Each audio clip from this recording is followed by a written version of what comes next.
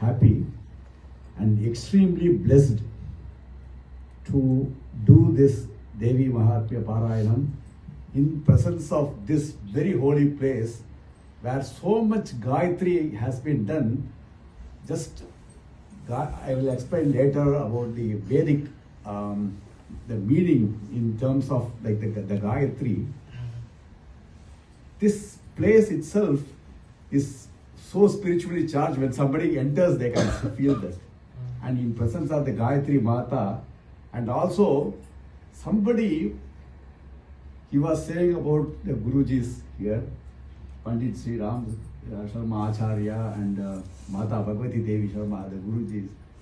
They were Ramakrishna Paramahamsa, Sharda Mata. Sharda Mata, Ramakrishna, so we can say anything, but something, what they have done is a unique thing.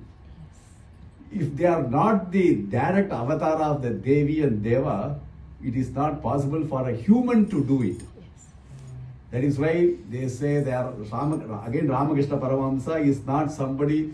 Those who know Ramakrishna Paramahamsa will think he is some another person, ordinary person, one ordinary person, but they are not, because we do not see the only a sadhaka can actually see the other person. Otherwise, to a normal person, everything will be the same.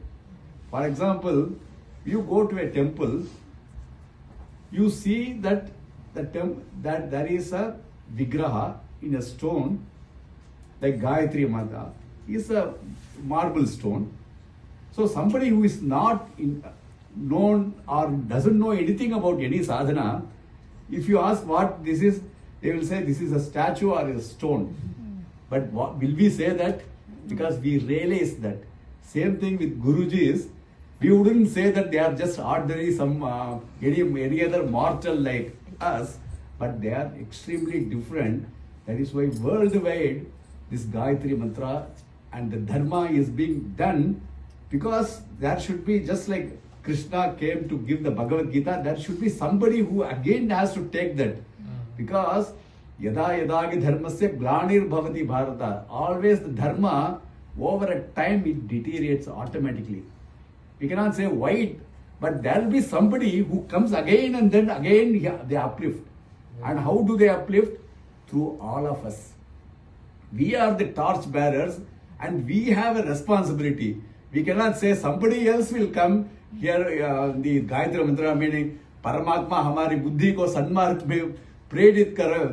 Like we all say that, only when that Sadmarga and the Dharma is there, we will actually make sure that this Dharma is retained.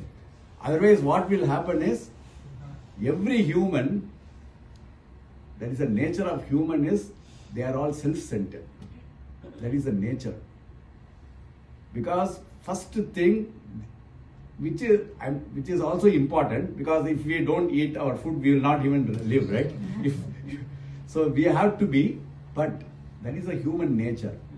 What is the Daivik or the divine nature is to go past that selfishness and then think about the entire world as Loka Samasta Sukhino Bhavantu. That is the Dharma's main thing. In any other Dharma, I am not saying, nobody says, in our Dharma we always say Loka Samasta Sukhino Bhavantu. We never say, let me be happy. We say, let the whole world be happy, because I am also in this world. So what will happen is, because the world is happy, I am living in this world, I will also be happy. That is what we say. But other dharmas may say, let me be happy, then the world. So it is the greatness of our dharma. So in the Veda, I am not going into a detailed story about that, about the Gayatri Mantra, the reference. So it wants to give the importance of the Gayatri Mantra. It says the Pranava or the Omkara is how the world was formed. And from that Omkara, then the three Vyagatis, Bhuhu, Bhuvaha, Suvaha, the three Vyagatis came, and they each one, they expanded into 3 lines, which consisted of 24 letters, and that is the Gayatri Mantra. And for us, there are so many mantras. Vedas always talk about many mantras, but it will say it is important, but still we will not like believe, or we need some stories. So the Veda gives a story for the Gayatri mantra. So it gives a story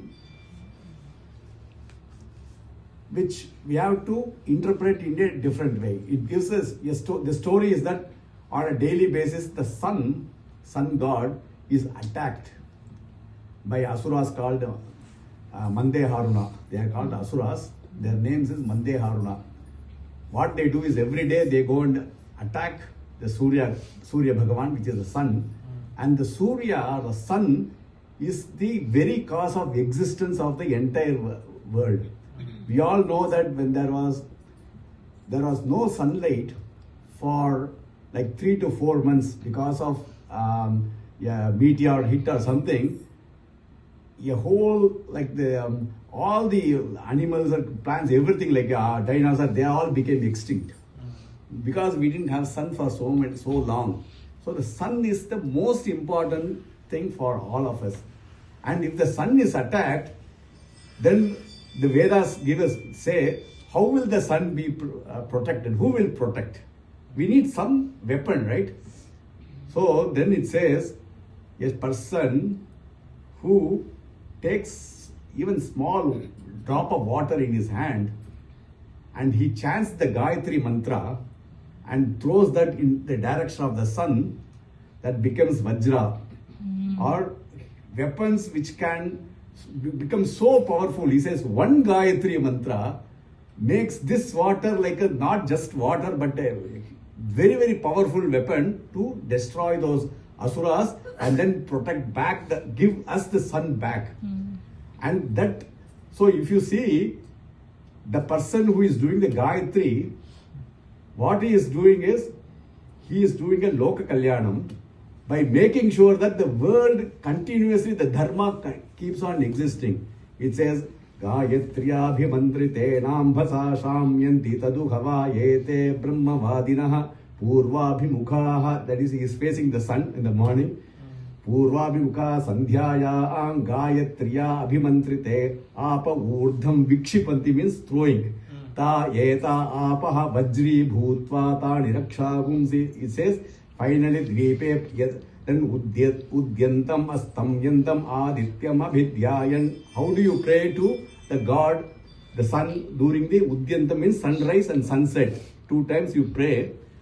How do you pray? Using the Gayatri mantra. Udyantam astamyantam adityam abhidyayan kurvan brahmano vidvan sakalam bhadramashtute. Whoever does that, because they are doing for the entire world, they get all the benefits. Bhadra means all the good things. Bhadramushre tava. So this is what I was saying. It's a Vedic thing. It's where it gives the power of the Gayatri mantra.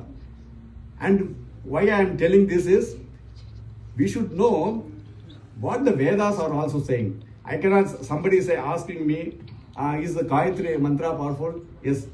How do you know? Because my friend told me, or somebody has told me, right? But we should also know what the scriptures say. What is the story in the Vedas about the Gayatri mantra? And that Gayatri, which I started off today when we started this Parayanam, I was telling, this Brahman, which is not defined in the Vedas, because it defines it, but the definition for us it is past our even knowledge or any of our intellect to understand. It says Brahma Vida Apnoti Param Tadesha Bhukta. It says it is Satyam, it is Jnanam, it is Satyam, Jnanam, then Anantam. It says it is truth, that is Brahman. Then it is Jnanam, means only through knowledge. It is not something you go to Walmart and buy something like that. I want Brahman 1 kg, you cannot get. And it is Anantam, means it has no beginning or end.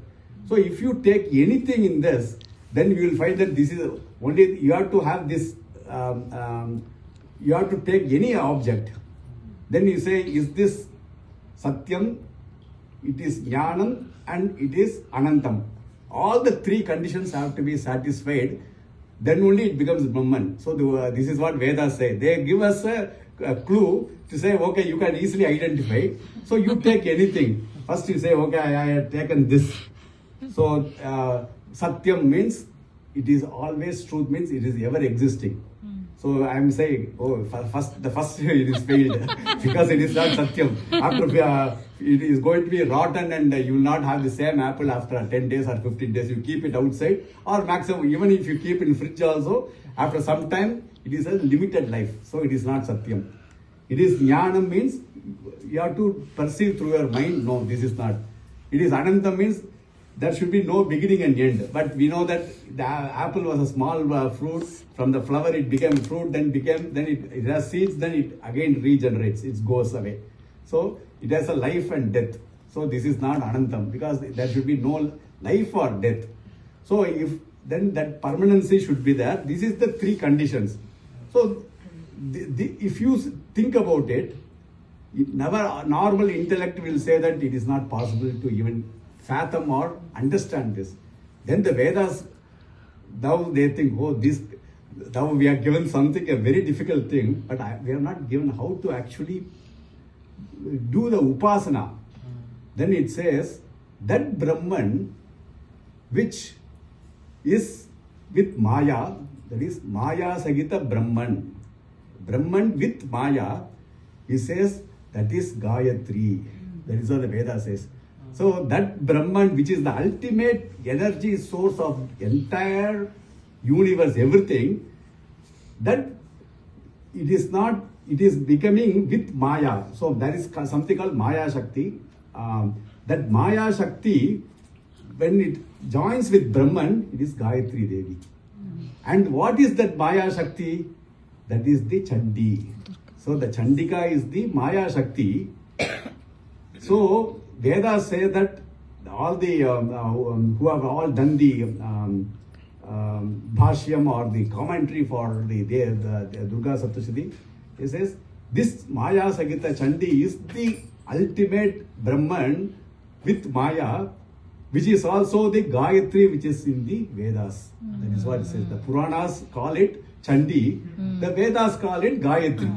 That is the only difference. So there is no difference at all. And for all of us, during Vasanta Navaratri, come into a place spiritually charged like a Gayatri Parivar here, with the Gayatri Mata and the Gurujis here, and do this, you are all really, really blessed. Sri Guru Bhyo Namaha. Just 1 second, I would like to share my